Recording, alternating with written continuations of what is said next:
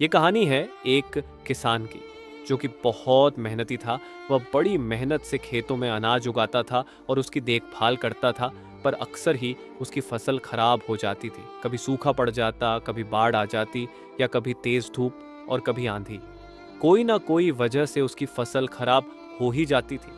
एक दोनों किस पेड़ के नीचे बैठकर अपनी बर्बाद हुई फसल को देख रहा था, और तभी वह गुस्से में आसमान की तरफ देखकर भगवान से कहता है कि मालिक, आपको सब बहुत महान मानते हैं और सबसे ज्यादा ज्ञानी मानते हैं। कहते हैं कि आप सब जानते हैं, लेकिन मुझे ऐसा लगता है कि आपको कुछ भी नहीं पता। मुझे ये लगता है कि आपको तो ये भी नहीं पता होगा कि फसल कैसे होती है।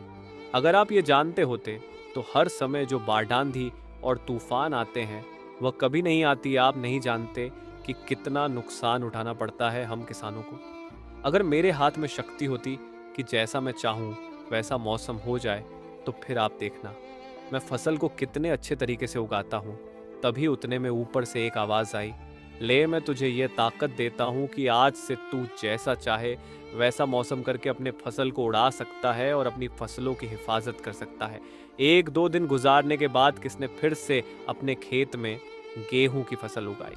अब किसान के पास तो शक्ति थी, वह जैसा चाहे वैसा मौसम कर सकता था। तो किसान ने आंधी, तूफान और बाढ़ कुछ भी उसने अपने खेतों पर आने नहीं दिया। किसान ने अपनी फसलों को बर्बाद होने से बचाया, और उस साल उस किसान के खेत में ऐसी फसल हुई जो पहले कभी नहीं हुई थी। मन ही मन किसान बहुत खुश हो रहा था, और साथ ही साथ ये सोच भी रहा था कि भगवान को बताऊंगा कि इसे कहते हैं शक्ति का सही इस्तेमाल। कुछ दिन और गुजरने के बाद फसल काटने के लिए तैयार हो गई।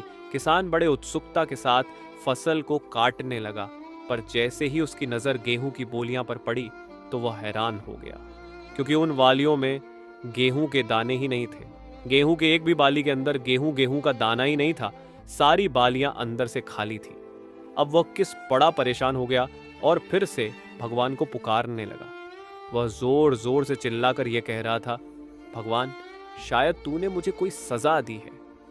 तभी ऊपर से आवाज आई कि मैंने तुम्हें कोई सजा नहीं दिया है, बल्कि इसकी जिम्मेदार तो तुम खुद हो। तुमने अपने पौधों को संघर्ष करने का मौका ही नहीं दिया। ना तो तुमने उन्हें आंधियों से जूझने दिया, ना ही तेज बारिश से सहने दिया, और ना ही धूप में तपने दिया। एक भी चुनौती का सामना तुमने उन्हें नहीं करने दिया। इसीलिए सारे पौधे अंदर से खोखले रह गए। जब आंधी, तूफान, तेज बारिश और धूप पड़ती है, तभी यह पौधे संघर्ष करते हैं, और इसी संघर्ष से ताकत पैदा होती है, जिसमें पावर होता है, एनर्जी होती है, और इसी संघर्ष से गेहूं का दाना बनता है। तूने उन्हें बुरे वक्त से गुजरते ही नहीं दिया, जहां उनका बनावट होता। सारी बालियां इसीलिए खोखली रह गई क्योंकि तुमने अपने पौधों को संघर्ष कराया ही नहीं। सेम यही चीज दोस्तों हमारे साथ भी होती है। इस कहानी से हमें ये सीख मिलती है कि बुरा वक्त जो होता है, जिसे लोग संघर्ष कहते हैं, स्ट्रगल कहते हैं, यहीं से एक इंसान की तरक्की होती है। आपको पता होगा कि जब एक डायरेक्टर कोई मूवी बनता है तो डायरेक्टर सबसे डिफिकल्ट रोल अपने बेस्ट एक्टर को देता है। तो जब भी आपको ऐसा लगे कि आपकी ज़िंदगी में तकलीफ़ है, बहुत ज़्यादा प्रॉब्लम्स है और आपकी किस्मत ख़राब है, तब खुश हो जाइए, क्योंकि उस भगवान ने ये सारी प्रॉब्लम्स आपकी लाइफ में ही क्यों दिया है, क्योंकि उसे पता है कि आप इन सब को पार करके आगे निकल सकते हो। और ज़रा सोच कर तो देखिए कि अगर आपकी ज़िंदगी में कोई प्रॉब्लम ही ना हो, कोई संघर्ष ही ना हो, तब ज़िंदगी जीने में मज़ा ही नहीं आता है।